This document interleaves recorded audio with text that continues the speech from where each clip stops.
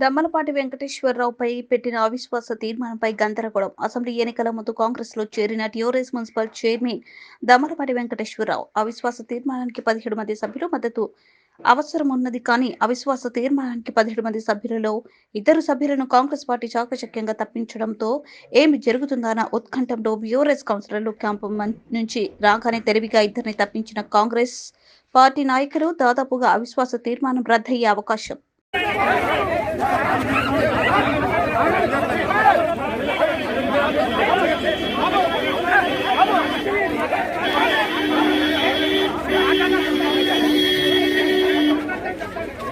అమ్మాయి పంపించాయి, నువ్వు పంపించాయి అటు పంపించాయి.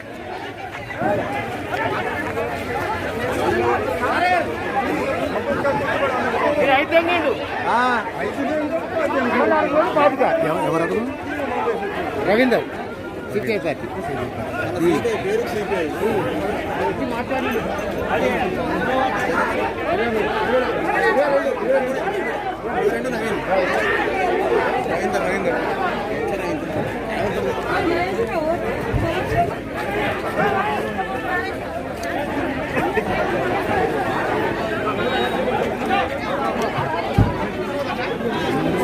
నమస్తే.